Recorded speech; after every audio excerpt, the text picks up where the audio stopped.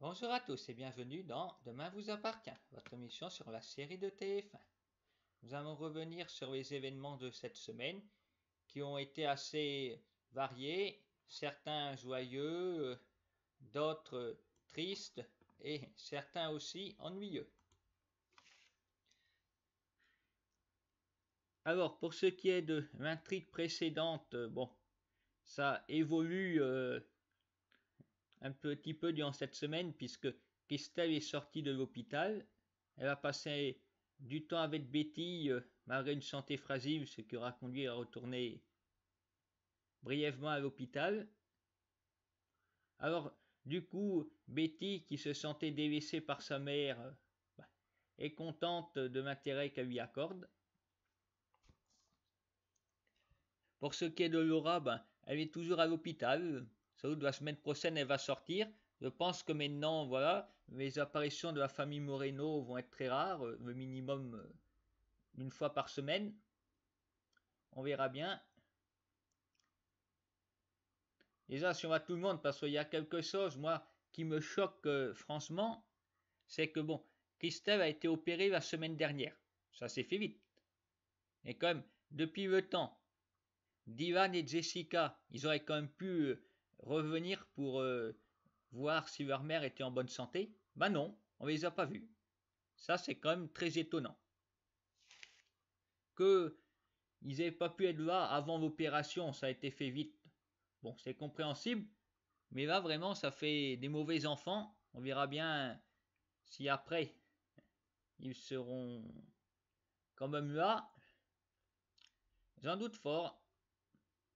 Alors, ça fait un petit peu un manque de réalisme, ou peut-être au contraire, la série est très réaliste et les enfants sont ingrats.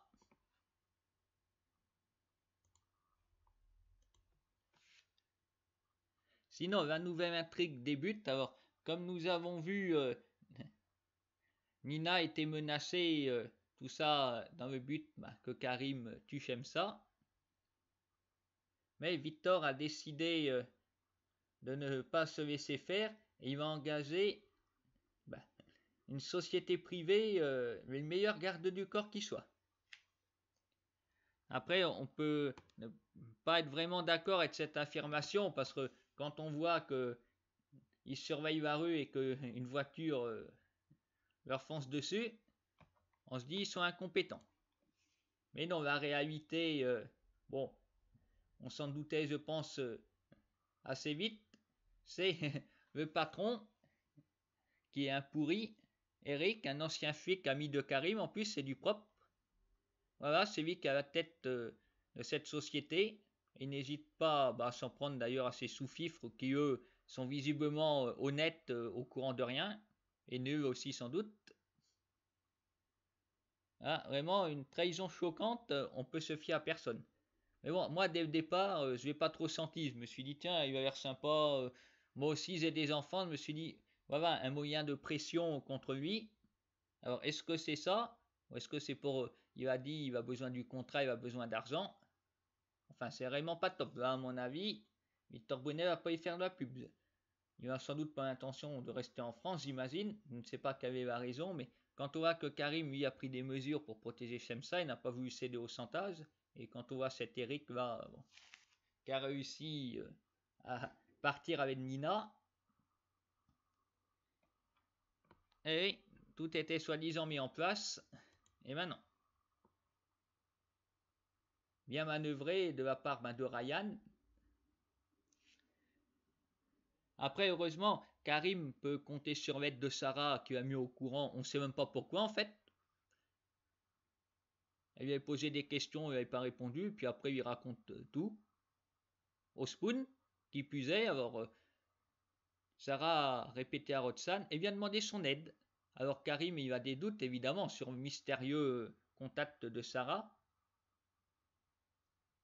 Alors, tel que je vois l'intrigue, je me dis que Karim, qui n'est soude pas trop bête, il va au bout d'un moment comprendre que c'est Roxane qui aide Sarah, et ce aussi faire le lien que c'est elle la hackeuse qui s'en est pris à la police. Après, que va-t-il faire? L'arrêter? Sans doute que non, parce que il aura besoin d'elle pour sauver Nina. Et je pense qu'après avoir retrouvé sa fille, Karim va décider de fermer les yeux, de laisser Roxane en liberté. Puisqu'après tout, comme les faits sont là, elle a fait régner la terreur dans la ville, mais elle n'a tué personne. Je pense que Karim, voilà, va décider de se dire, bon, moi je m'en sors bien, c'est un arrangement moral. Sinon, nous voyons toujours, bon, la relation assez chaotique de Ulysse avec Amanda, qui, voilà, bon, est souvent effrayée, on sait pourquoi, mais voilà, sort de la douche, non, non, pas de massage non plus. Voilà, ça tient plus lieu de remplissage qu'autre chose. Ça ne mène nulle part. Contrairement à votre victime de viol, Marianne, elle, au moins, c'est vraiment intéressant. Parce que nous savons, nous, que les mariages surprises voilà, se préparaient dans son dos. Avec Chloé qui déploie des trésors d'ingéniosité pour faire ça à l'insu de sa mère en lui faisant choisir sa robe de mariage. Après, pour éloigner de chez elle, bon, elle lui dit aussi qu'elle va accoucher. Alors du coup, Marianne reste sur place. Bravo Chloé, qui a peur d'avoir un prématuré. Après, vu les circonstances, on a appris en novembre que Chloé était enceinte. On est en août. Ça fait 10 mois. Donc le prématuré, bien sûr, les tournages ont été interrompus à cause du coronavirus, c'est pour ça. D'ailleurs aussi, ça doit être l'explication au fait qu'ils ont un petit peu de mal avec les dates. Parce qu'on nous avait dit le mariage le 22 août, finalement, pas du tout, ça a été le 14. Voilà, tout ça est fait assez à la va-vite. Ils savent pas trop.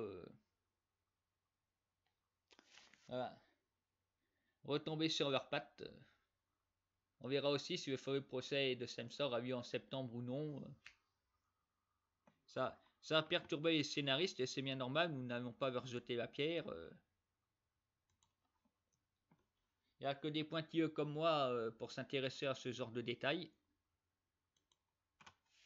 Et l'obstination de Chloé et de tout le monde a fini par payer puisque Marianne a finalement accepté d'épouser Renaud. Au départ, il n'en était pas question, elle a dit à tout le monde de partir et puis finalement, voilà, tout est bien qui finit bien. Ça a été encore une fois une belle cérémonie, le troisième mariage de la série.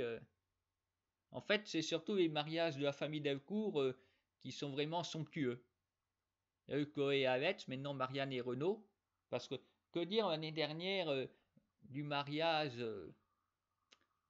de Divan avec Zélie, c'était assez anecdotique, quoi. Ça n'a pas pris beaucoup de temps dans l'épisode. Il n'y avait pas grand monde. Tandis que là, vraiment, voilà, c'est réuni, vraiment, bravo. Ils ont fait revenir André. Anna n'était pas là, mais elle m'a envoyé des fleurs. Elle montre qu'elle s'intéresse. Bah oui, elle fait son reportage. Et puis, tant que Karim protège ça, elle a promis de ne pas revenir. Alors, faut quoi, elle tient vraiment parole. Peut-être en fait-elle trop, mais par contre, il y en a un qui n'était pas là, c'est Thomas Delcourt. Sans doute, il n'a pas eu le droit de sortir, à moins que personne ne daignait l'inviter au mariage de sa tante. Enfin, lui, il se console avec Soraya, mais Rémi n'a pas dit son dernier mot, puisqu'il est revenu à la colloque, sous les conseils avisés de Bilal, un expert en la matière, qui après s'être fait larguer par sa femme, a voulu tuer son amant et s'est retrouvé en prison. Ah, je pense que Rémi est vraiment sur la mauvaise pente. Parce qu'il voit arriver un cadeau de Thomas à la coloc.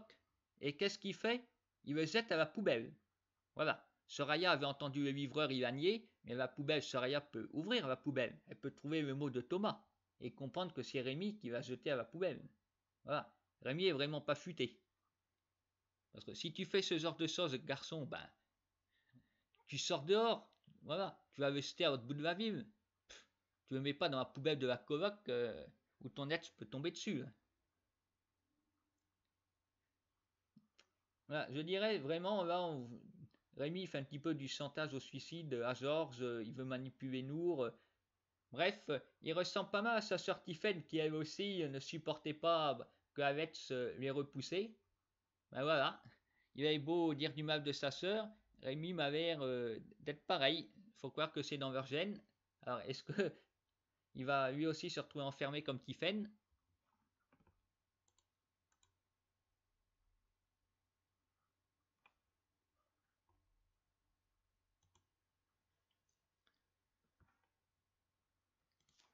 Et enfin, je voudrais parler des actualités autour de la série parce que vous aurez peut-être vu, il y a des pubs au milieu des épisodes. Alors ça peut nous informer de certaines choses quand ce n'est pas les crèmes utilisées par Ingrid Chauvin.